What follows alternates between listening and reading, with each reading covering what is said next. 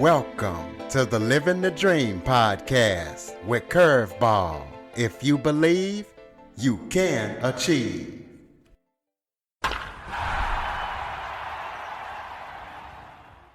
Welcome to the Living the Dream with Curveball podcast, a show where I interview guests that teach, motivate, and inspire. Today's guest is Tony Brussat, and he's going to be helping us rethink how we live and connect. You know, we're in a world of addiction, and I'm not just talking about drugs and alcohol. We're talking about screens, phones, food, just all kind of addiction. So Tony is going to be talking all about helping us reconnect and kind of get away from that and just reconnect with the things that really matter. He's going to be talking about something called Qualia. So we're going to be talking to Tony about that and everything that he's up to and going to be up to. So Tony, thank you for joining me. Pleasure to be here. Why don't you start off by telling everybody a little bit about yourself? Okay. Let's see. I'm 62, so I was born in. I'm actually 63. Sorry, I was born in 1962 in Washington D.C. and that was the time when D.C. was still considered kind of a southern town. It was a small town. When I was about 12, they put in the subway system, and this city turned into a huge metropolis. But I grew up in a nice little neighborhood with a bunch of kids and, concerned parents, sort of keeping an eye on us. We got into our share of trouble, of course, but really, I guess what's important about growing up was that my parents instilled in me, and also in my two older brothers, I would say, a real love of an appreciation for learning and for the life of the mind. Um, my dad was very enthusiastic about things he thought were beautiful, and my mom was actually she really inspired me after my father passed away. She started doing amateur theater, and she had studied theater in college, and she it was just a side of her that I had never seen. And so I guess what that stands for me between the two of them is just a love of things beautiful and expressive. Um, let's see, where should I go from there? I I guess I'll talk about my a little bit of education. In this love of learning. My direction was the liberal arts, and I got a degree in English literature, and then quite a few years later, got a master's degree in rhetoric and communication. And rhetoric is the study, traditionally, the study of persuasion, but I was able to study it in a very philosophical way. And it was sort of how we create reality using symbols. And that was very important to me. Um, and I never put those degrees to work, and I was just sort of futzing around with my life. And I ended up actually going to nursing school. And so for 17 years, I was a psych nurse. And so I learned quite a bit about um, human behavior, especially, people who were troubled and scared often. And it suited me. It suited me very well. Um, so just to move back and tell you how I got here now was in graduate school when I was studying rhetoric and I was studying how we use symbols to create reality. My advisor suggested I read about ritual. Um, and it was kind of curious because he had an understanding of ritual that said that ritual is a tool with which we keep things the same. And the example he always used was an inauguration. When, um, when we change presidents, there's a whole ritual involved in the inauguration. And it's this, we're changing, but we're making sure that things don't fall apart. I'm not getting political here or anything. This has nothing to do with our world today, in that sense, anyways.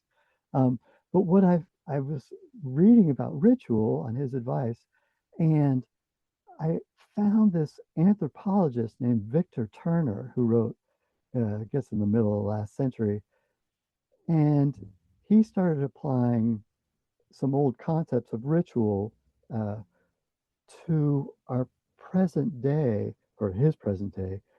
And his definition of ritual, which really struck me, was that ritual is actually a tool of transformation. You know, a ritual has three parts. We we start out by separating from the routine, then we do something that's the center of the ritual, and then we return to the routine. And his example was, well, let's say we go to the theater. We make a special night. We don't stay at home or whatever, so we're separating from the routine. We go to the theater to see a play. We see a play, and we are exposed to all kinds of emotions and ideas and colors and sets and all this type of stuff. And then the play's over and we return home. But when we return home, we're changed. That ritual has left us with an experience. And so that's what I wrote about. I actually wrote about how this early part of Americana called the concert saloon, and this was sort of a precursor to vaudeville, uh, helped to people's experiences going and seeing variety shows helped to transform America into this idea with this its idea of itself as rude and coarse, but always right. We can solve the problem always. Anyways, the point there is that I left graduate school and ended up moving out to Colorado to hike around in mountains and stuff. And I had this idea of ritual as like, this is the greatest self help tool ever. I have to start writing about this. And so I did for a few years. I started writing about ritual as a self help tool. And then I discovered a book that came into my hands called Consciousness Explained by a neuro philosopher kind of guy, scientist, named Daniel Dennett. And in his book, he talked about this new word I'd never heard of called qualia. And it totally, it totally fit with me. Qualia, basically, all that our senses send to our brains, all the color and sound and smells and textures and taste. And that's qualia, but it hits our brains and we react to it. And I guess it really struck me because that's what happens in the center part of a ritual. If we go to a theater, our senses are bringing all this qualia to us. Now, when an animal senses qualia, it reacts instinctually. But we humans, when we receive qualia, we can pause and reflect on it. We can think about it. We have a mind that is reflective. And actually, this is why I think Buddhists call the mind the sixth sense. So, anyways, I just had this epiphany when I read about that. It was perfect for what happens to us. It explains why ritual works. Because when we separate ourselves from the routine and we start paying attention in those moments, and it could be just a minute, it could be an hour, and we could be doing all sorts of different things. I ritual almost every morning when I make oatmeal, and I've got like 5 minutes there, and I'm sort of watching the clock, and I'm ritualing with my internal self, and this is a way of calming myself down, and because I can sense all this stuff. But in any case, so that's what happens. We reflect during ritual on input.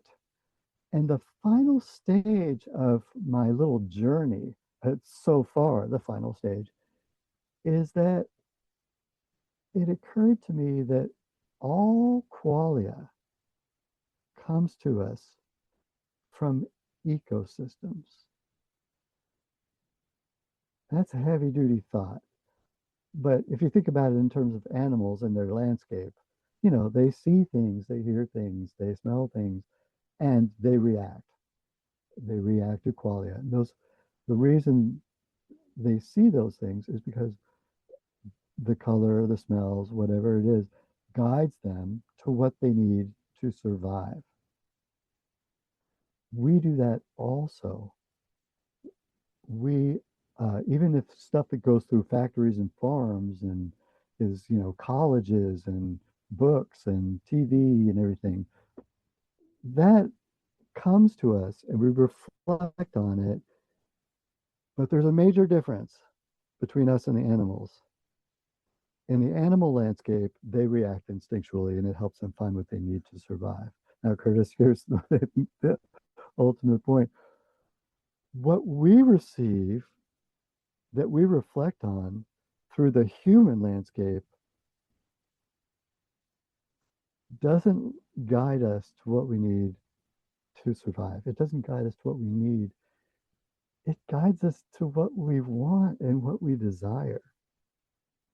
And so, um, and so that's sort of where the crux of my work has taken me.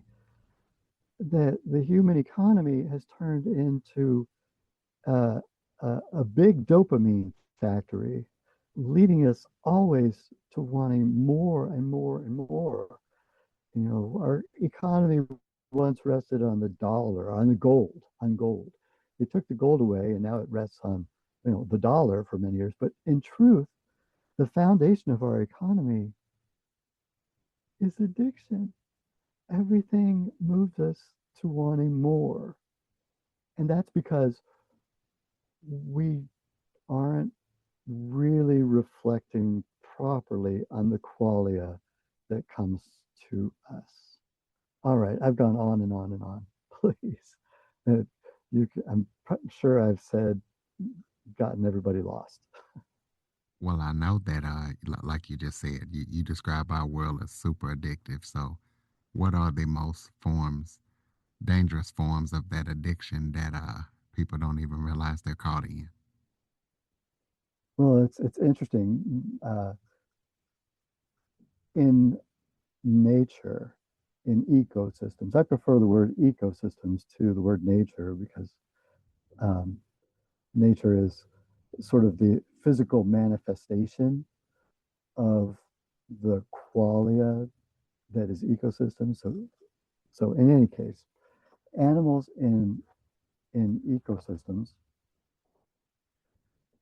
uh, react to the qualia, and most of the qualia is what I like to call little dopamine. I make a big distinction between little dopamine and big dopamine because when I worked on the psych unit for like 11 years, um, the patients I worked with, they understood that.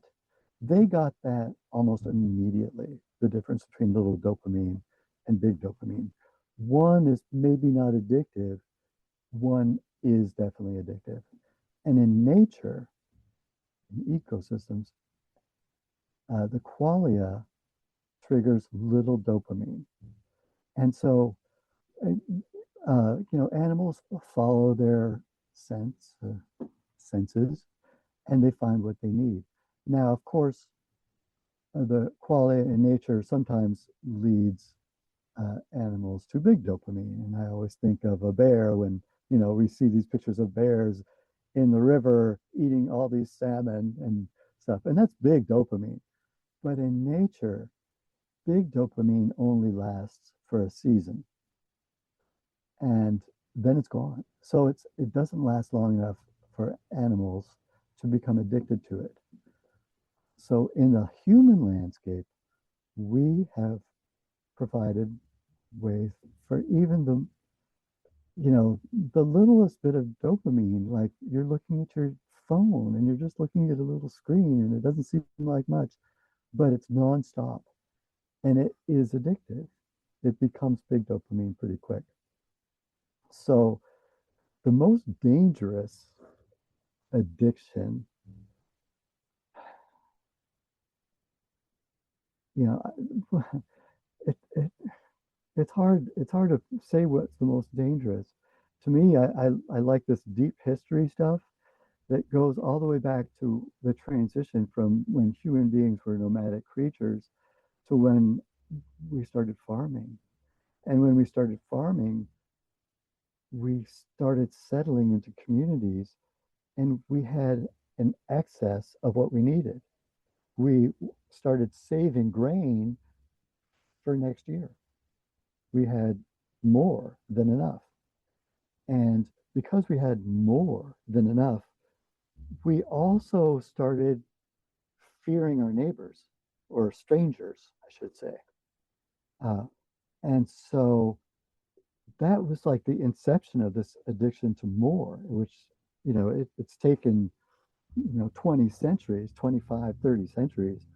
But now the seeds of so much distrust is because we're all scared of losing the more we have. And our economy has changed to one of competition from what ought to be an economy of giving and sharing, which is kind of what happens in ecosystems. Ecosystems are always giving, and we need to do that too. So it's hard to say what the biggest addiction is. It's just an addiction to more. Physical addictions, smoking or doing drugs, they're almost more quantifiable to an individual. How many cigarettes did I have today? How many beers did I drink? In a way, when things are quantifiable, they're almost easier to overcome. They're not so, what's the word I'm thinking of? Shucks, I can't think of the word. Insidious. They're bad, but in a way they're easier to overcome because we can see them for what they are. So it's almost as if the addictions we have that we don't really recognize as addictions are the worst. There's a lot of stuff in the news and stuff always about addiction to media and screens and all that kind of stuff, and that's bad. But you know what? Sometimes I think it's just shopping. We're just not satisfied with what we have. I love the fact that there's all this literature on minimalism these days. It's so hard for people to give up more. You have a car, well, you want a second car. You have a jet ski, but you want a boat. You have more shirts than you can wear in a week, but you want more than you can wear in a month. And the pleasure, like any other addiction, wears off. So I guess I can't really say what's the worst. Let's take a quick break. In Kansas, blind vending operators are vanishing without a trace. No bodies, No witnesses. Only silence. Detective Michael Miguel thought he had seen everything. But this case pulls him into something far darker. A web of institutional corruption so deep it was never meant to be uncovered. When vulnerable blind people disappear and bureaucracies close ranks, one question remains. Who will fight for justice? As Miguel digs deeper, he uncovers a conspiracy reaching the highest levels of power, a system that exploits the very people it was designed to protect. The truth is buried in paperwork, hidden behind closed doors, guarded by those who have everything to lose. Some conspiracies hide in plain sight. This one hides in the dark. Iron Cane Media presents The Blind Conspiracy. Written by Mikhail Battles Sr. Available now on Amazon. Well, how can Qualia influence how people make day-to-day decisions?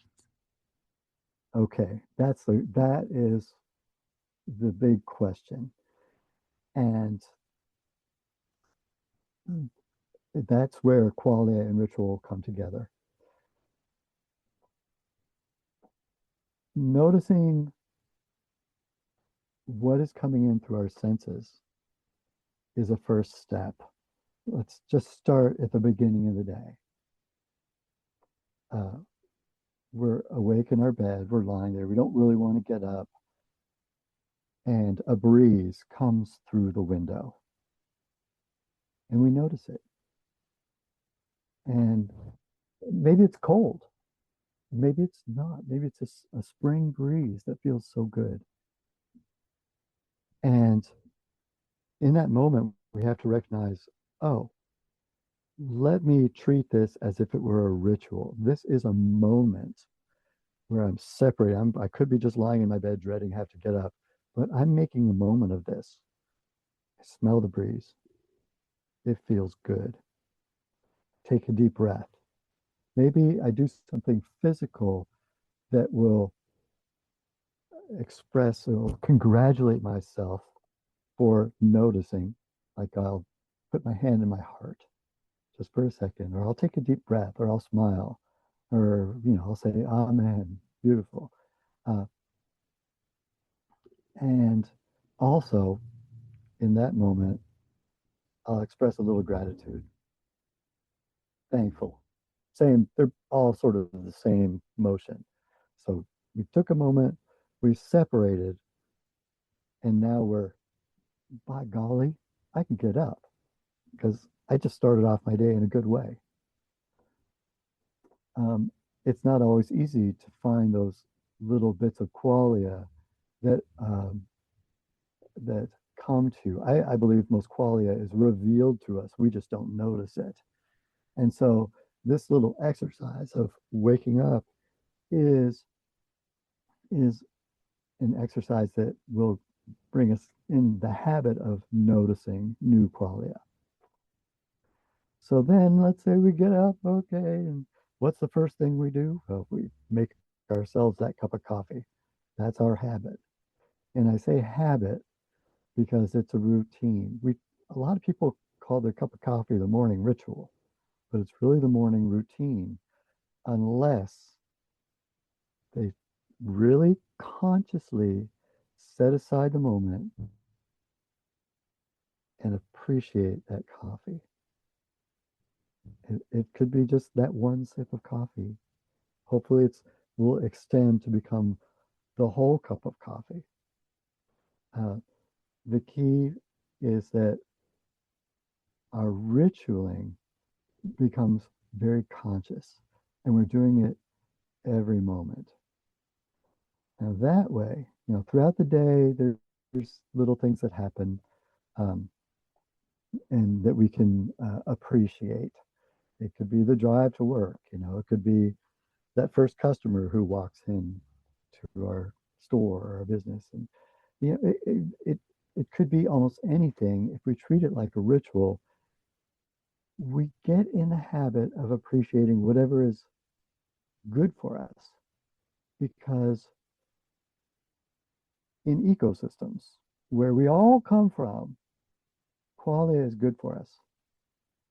As I said, in deep history, we developed this economy of more, and much of the qualia that comes to us in the human landscape is not good for us.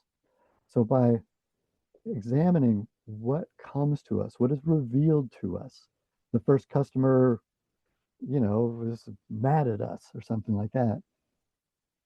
And we have to sort of, how can I say, we have to try to put it in perspective. We have to go, oh, here I am in another ritual. Maybe I'll just notice that person's clothing or something like that. I'm not gonna let them hurt me. I am I am in control of this conscious ritual. So uh, throughout the day, we have all these opportunities to make the best of a situation. And it starts to flow into bad situations where, uncomfortable. You're uncomfortable. You got to go see the boss. You're nervous. Oh no, you got to go on a podcast and you've never done it before. It's a ritual. Good things are going to happen. Um, so that's, that's the beginning of using qualia. There are other exercises that involve qualia and ritual that are much more common that we hear about all the time. Meditation, taking a walk in the woods, uh, reading a book. A lot of the arts seem as if, they reflect human culture, and so they reflect a lot of bad stuff. But in a way, a lot of the arts, as much as we love them, they're not they're like little dopamine pleasures. Like, take music. Obviously we love music, we start to dance to it, it sort of pumps us up and everything like that. But that moment of big dopamine is a moment that has an ending. We don't become addicted to it. You pick up a great book and you read, and you're like having all these great ideas in your head, but you're not going to become addicted to them.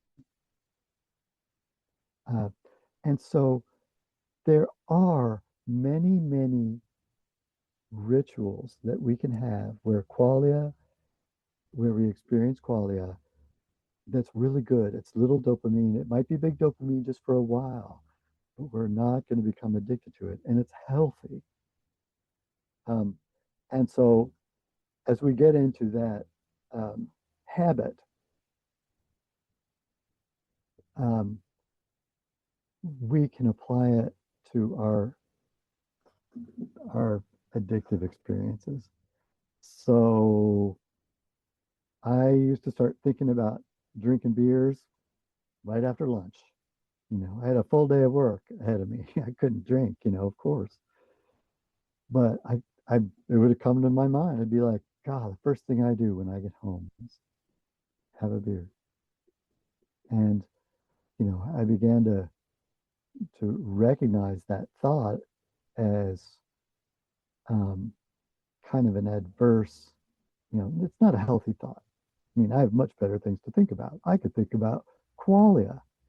And so I learned to uh, divert those thoughts. I learned to say, okay, I'll make a ritual. I'm going to see what, in this moment of having that thought, I'm going to see what other qualia comes to me.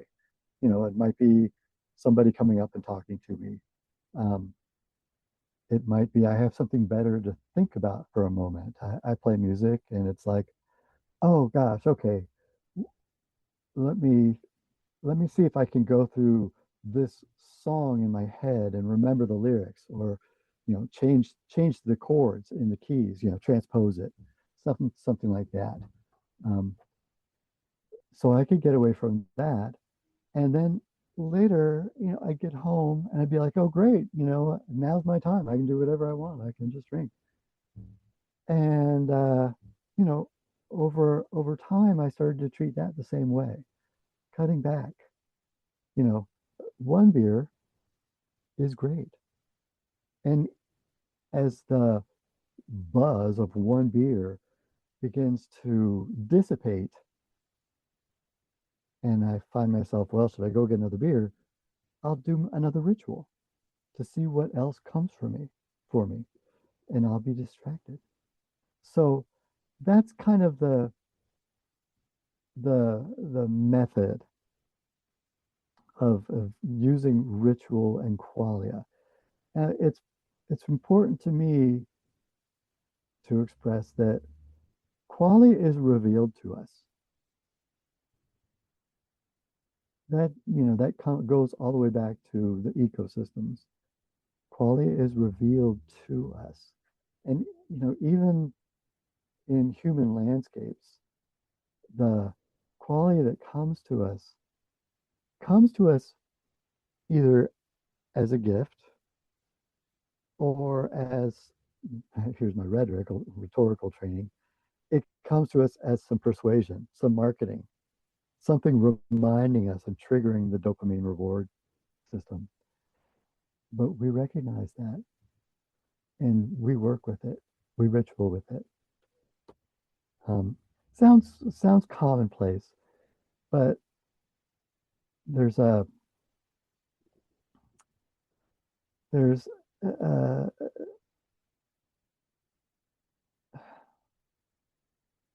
there is something larger, bigger going on, and it has to do with our value systems. We ask ourselves, well, why am I resisting addiction? And well, it's affecting my family, or I could lose my job, or it's affecting my health. And those are all like right good, down to earth reasons to try and correct an addiction. But when we sort of expand the camera out, we see the world we're living in and how the human landscape has spread across the planet, sort of like a cancer. We are exploiting everything in nature that should be the source of what's good, the source of all our needs, but we're making it disappear. We're polluting the air, we're polluting the water, we're, making species go extinct. It's endless. And so the bigger picture of this is that qualia comes to us from ecosystems.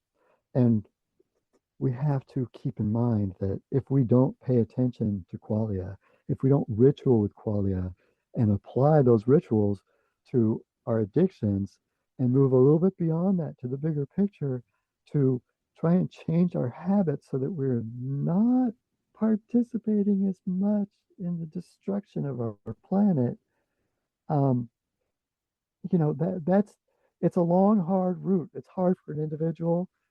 It's going to be hard even for communities. And there's oftentimes I'm very hopeless about whether the human race can change, but this is my soapbox and I'm standing on it. Well, tell us about any upcoming projects that you're working on that listeners need to be aware of. um, well, I have written a blog. I have a website called planetqualia.com, and I've been putting short little pieces up there for many years, a couple times a week. Um, but nobody was really reading that stuff. And so I'm going to be really upfront about something.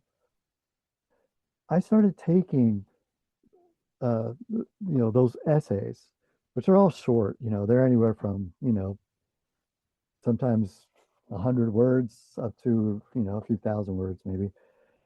And I've been taking my blogs, if they relate in some way, and putting them with no title or anything, just like a bunch of paragraphs, and giving them to Chat GPT and saying, hey, this is a blog about the meaning of success, or this is a blog about contentment, um, or love, and actually, Chat GPT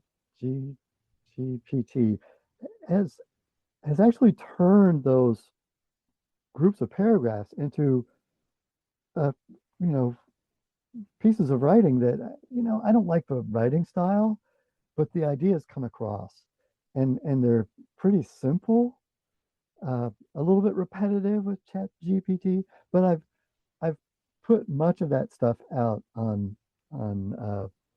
Gumroad. But really, what I'm doing now is I'm turning them into YouTube videos, and so I have a YouTube channel that's YouTube at Planet Qualia. I think that's what it is. Let me double check that. I have it here. So I want to get that right. Oh, come on now. YouTube at Planet Qualia. And it'd be really nice if, anybody could look at those and respond. That would be terrific. So that's really where you can find me mostly. I have ebooks and audiobooks of a lot of the same stuff at Gumroad at Tony Brussat. Gumroad is a neat little website that you can publish all kinds of electronic media on.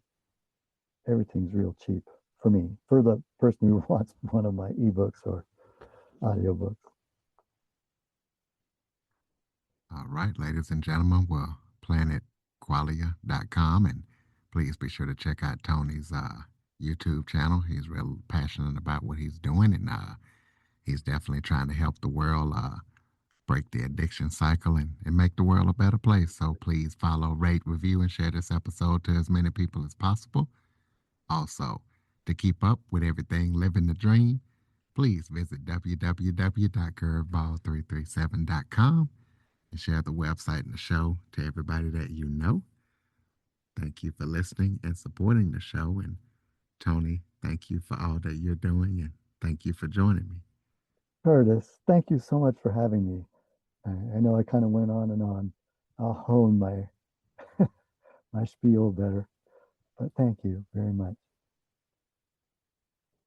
For more information on the Living the Dream with Curveball podcast, visit www.curveball337.com. Until next time, keep living the dream.